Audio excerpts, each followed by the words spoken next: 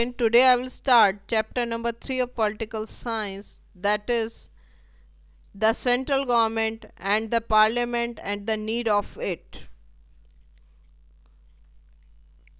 इसमें ये डिबेट दी गई है पंडित जवाहरलाल नेहरू और डॉक्टर राजेंद्र प्रसाद के बीच में, जिसमें पावर ऑफ द प्रेसिडेंट के बारे में डिबेट कर रहे थे। पंडित जवाहरलाल नेहरू चाहते थे कि उनकी रियल पावर्स होनी चाहिए, जैसे अमेरिकन प्रेसिडेंट की रियल पावर होती है। और डॉक्टर राजेंद्र प्रसाद का व्यू या विचार ये था कि जैसे कि संविधान में दिया गया है कि प्रेसिडेंट को प्राइम मिनिस्टर और काउंसिल ऑफ मिनिस्टर की मदद से ही काम करना चाहिए। और फाइनली कॉन्स्टिट्यूशन में जो दिया गया था उसी के आधार पर इंडियन प्रेसिडेंट को नॉमिनल या फॉर्मल हेड ही माना जाता है।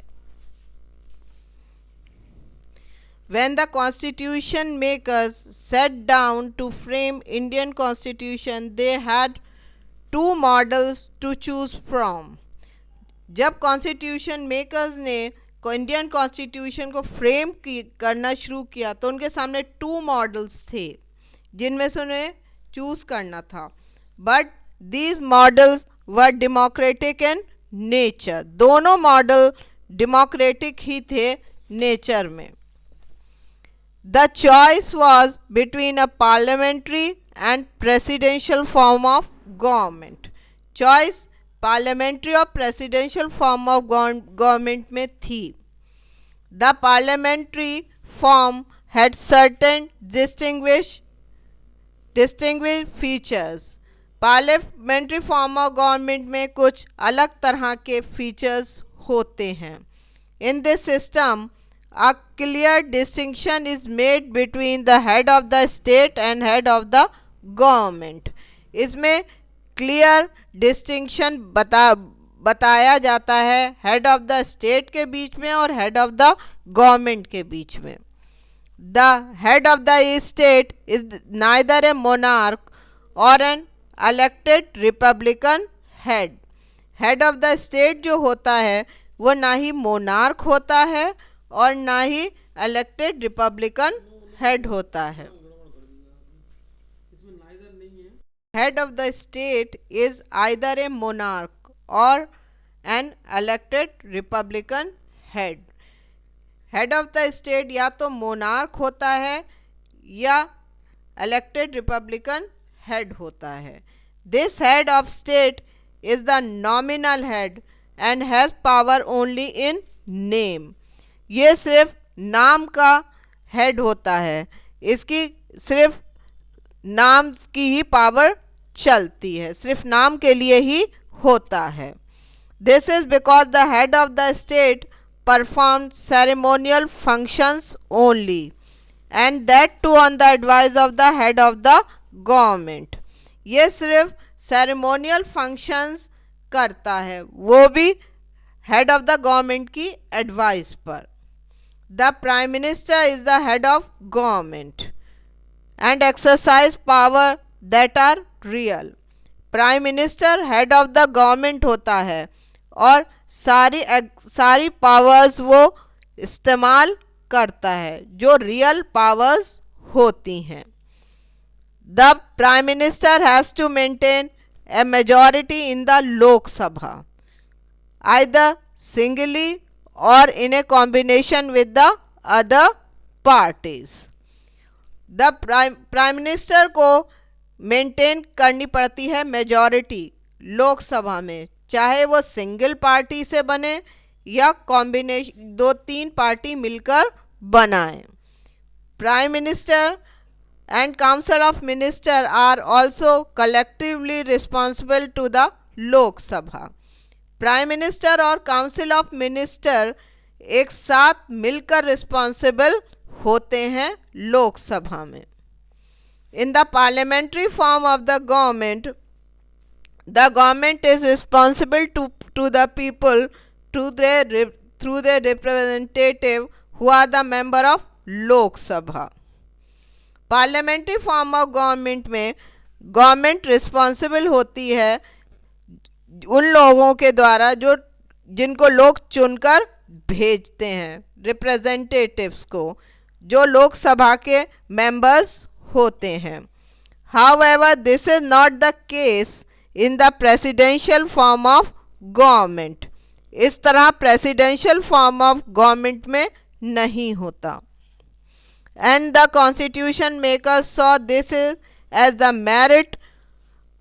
merit of the parliamentary form of government. इस तरह कॉन्स्टिट्यूशन मेकर्स ने देखा कि ये एक मेरिट है या बेनिफिट है parliamentary form of the government का.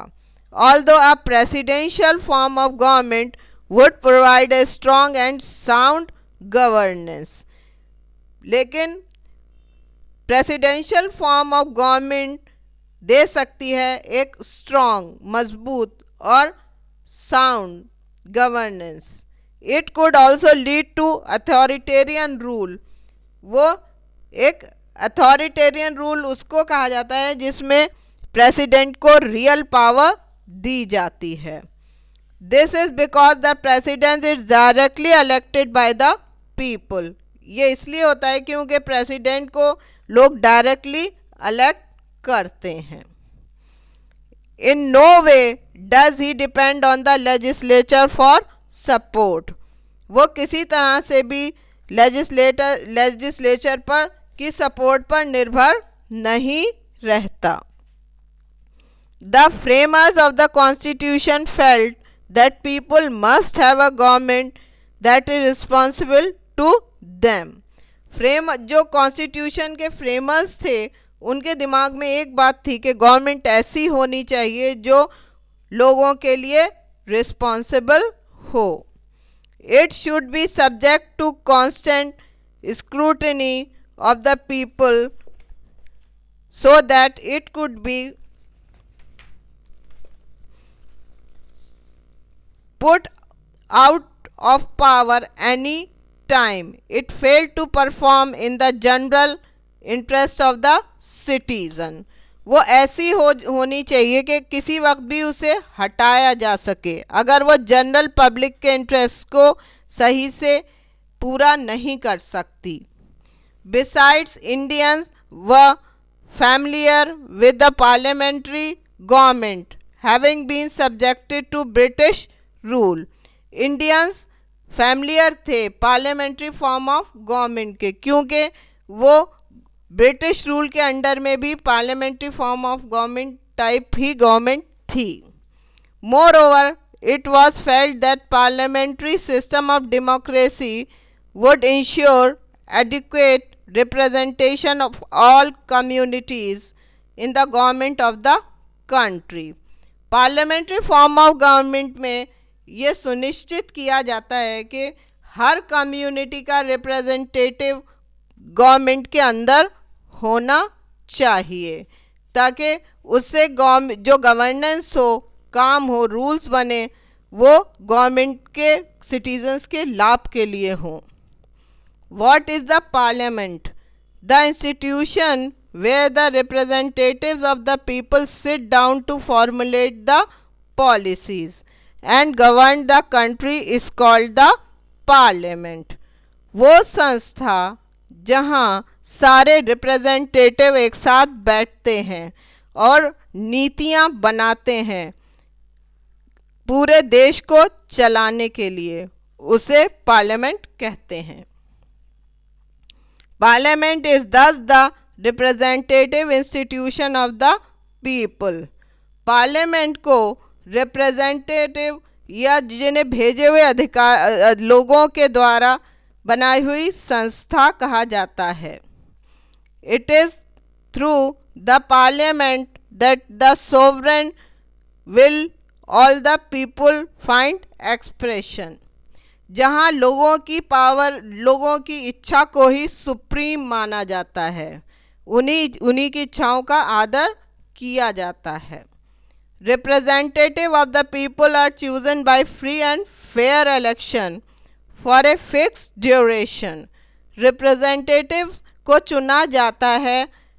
फ्री इलेक्शन, फ्री और फेयर इलेक्शन वो होता है जिसमें उन्हें आधार होता, वो राइट होता है कि किसी को भी वो वोट दे सकते हैं, और फेयर उसमें किसी तरह की कोई धोखाधड़ी नहीं हो सकती, और उन्हें फिक्स ड्यूरेशन के लिए ही इलेक्ट किया जाता है। वो 5 इयर्स का होता है। इन parliamentary democracy, the concept of adult franchise is practiced. Parliamentary form of government में अडल्ट फ्रेंचाइज का कॉन्सेप्ट की जो तरीका है वो अपनाया जाता है। अडल्ट फ्रेंचाइज में 18 साल से ऊपर के नागरिकों को वोट देने का अधिकार दिया जाता है, जिसमें किसी के साथ कोई किसी तरह का कोई भेदभाव नहीं होता। The Indian parliament has 3 components. Indian parliament के 3 कंपोनेंट या अंग होते हैं। The president of India, Lok Sabha and the Rajya Sabha. We shall now discuss each component in some details. That अब हम आपको ये एक एक कंपोनेंट को डिटेल में बताएंगे। The president of India. President is the head of the state and first citizen of India. President head of the state होता है और पहला नागरिक होता है। एलिजिबिलिटी क्राइटेरिया, उनको इनके लिए क्या शर्तें पूरी करना ज़रूरी होता है। He and she should be the citizen of India, should have completed 35 years of age, should not hold any office of profit under the state or central government। सबसे पहले उसे भारत का नागरिक होना चाहिए और 35 साल से ऊपर ही एज होनी चाहिए, और कोई भी ऑफिस जो स्टेट या सेंट्रल गवर्नमेंट के अंडर में होते हैं वो उसके पास नहीं होना चाहिए। Term and election.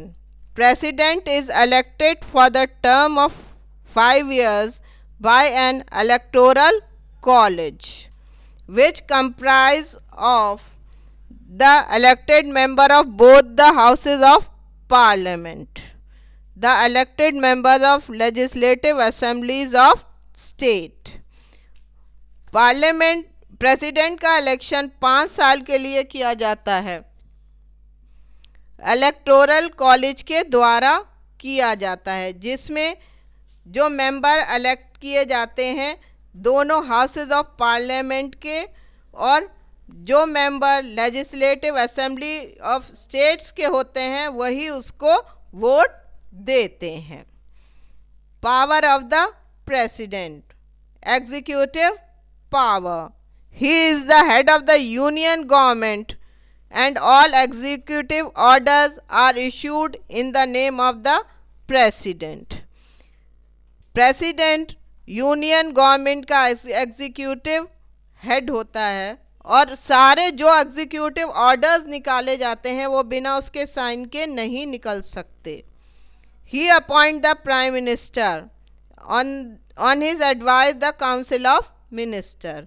वो पहले तो प्राइम मिनिस्टर को अपॉइंट करता है, फिर उसके बाद प्राइम मिनिस्टर के एडवाइस से काउंसिल ऑफ मिनिस्टर्स को। He appoint the governor of the state, the attorney general of India, the judges of Supreme Court and High Court of India, the ambassadors of India to various countries। He also appoint election commissioner and other dignitaries। Prime minister of India appoint करते हैं governor of states को, attorney general को, जजेस of supreme court और high court को, ambassadors जो दूसरी countries में भेजे जाते हैं, और इलेक्शन कमिश्नर को और अदर हाई ऑफिशियल्स को भी प्रेसिडेंट ही अपॉइंट करते हैं। Legislative power, no bill pass by the parliament can become an act or law without the consent of the president. कोई भी बिल जो पार्लियामेंट में पास हो जाता है वो एक्ट या लॉ नहीं बन सकता बिना प्रेसिडेंट के सिग्नेचर के। The president addresses joint session of both the houses of the parliament after each general election and the first session of the parliament every year। President address करते हैं दोनों हाउसेस को पार्लियामेंट के general election के बाद, जो पहली बार होता है पार्लियामेंट में। The president nominate 12 members of the Rajya Sabha and 2 members of the Anglo-Indian community in the Lok सभा। प्रेसिडेंट नॉमिनेट करते हैं 12 मेंबर्स को जो राज्यसभा के लिए किए जाते हैं और 2 मेंबर्स जो एंग्लो इंडियन कम्युनिटी से आते हैं वो लोकसभा के लिए करते हैं। Financial power, money bill can not be introduce in the Lok Sabha without the recommendation of the president. Money bill Lok Sabha में इंट्रोड्यूस नहीं किया जा सकता जब तक प्रेसिडेंट रिकमेंडेशन ना दे दे। Military power, president is the supreme commander of the arm forces and only he can declare war or peace. President को तीनों विंग का सुप्रीम कमांडर माना जाता है, आर्म फोर्सेस एंड, और उन्हीं की वही डिक्लेयर कर सकते हैं देश में वार या peace. Judicial power, the president has the power to grant pardon or reduce punishment even after the supreme court has given its verdict. President को पावर होती है कि वो माफ कर दे और सजा को भी कम कर सकता है अगर सुप्रीम कोर्ट से भी उसका फैसला आ चुका हो। Emergency powers, president can declare emergency in 3 situations. President 3 situation या टाइम पर इमरजेंसी डिक्लेयर कर सकते हैं। वार एंड एक्सटर्नल एग्रेशन और आर्म रिबेलियन, अगर बाहर से किसी तरह का अटैक होने का चांस हो तो वो डिक्लेयर की जा सकती है।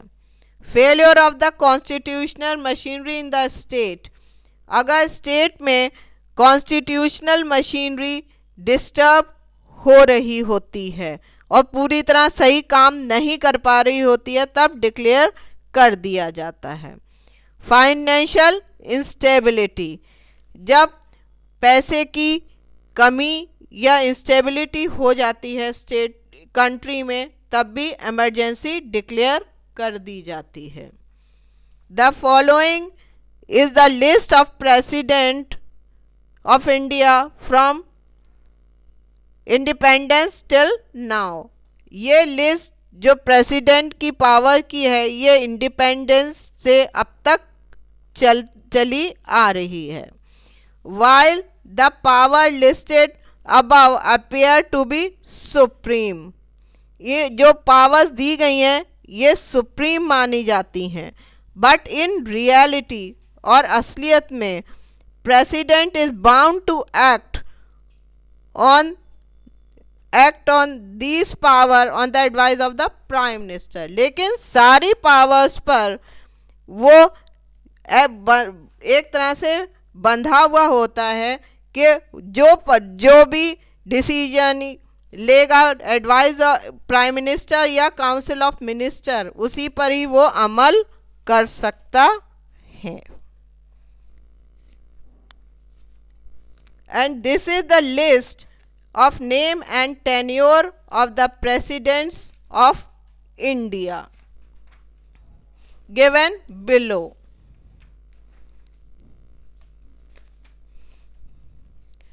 Formation of the government. After the conduct and completion of the general election, a list of elected representatives is prepared showing how many members of Lok Sabha belong to each party. जब election हो जाता है और पूरी तरह से complete हो जाता है, तब लिस्ट रिप्रेजेंटेटिव की बनाई जाती है और उसमें बताया जाता है कि कितने मेंबर्स हैं जो लोकसभा में हैं. The party getting the maximum representation is the majority party. जिसमें सबसे ज़्यादा मेंबर होते हैं वो मेजॉरिटी पार्टी कहलाती है. The majority party should have more than half the member of the total members in the Lok सभा टू फॉर्म द गवर्नमेंट. अगर आधे मेंबर्स लोकसभा के एक पार्टी के हों तो वो बना सकती है government. The president appoint the leader of the majority party as the prime minister. जो मेजॉरिटी पार्टी का लीडर होता है उसे प्राइम मिनिस्टर बनाया जाता है. In case a single party fail to get the required majority. अगर ऐसा होता है कि एक पार्टी को पूरी मेजॉरिटी नहीं मिलती, president can invite the party with most number of elected members to form the government with the support of other parties. वो दूसरी पार्टीज को भी इनवाइट करते हैं कि उनकी मदद से गवर्नमेंट बनाई जा सकती है. Such a government is called a coalition government. इस तरह की गवर्नमेंट को कोalition गवर्नमेंट कहा जाता है. The group of parties in the coalition then select their leader. जो ग्रुप में जितने मेंबर्स होते हैं वो उनमें अपने में से ही एक लीडर चुन लेते हैं. Who is appointed prime minister. जिसे प्राइम मिनिस्टर बनाया जाता है. Prime minister then prepare the list of council of ministers. फिर प्राइम मिनिस्टर लिस्ट बनाते हैं काउंसिल ऑफ मिनिस्टर्स की.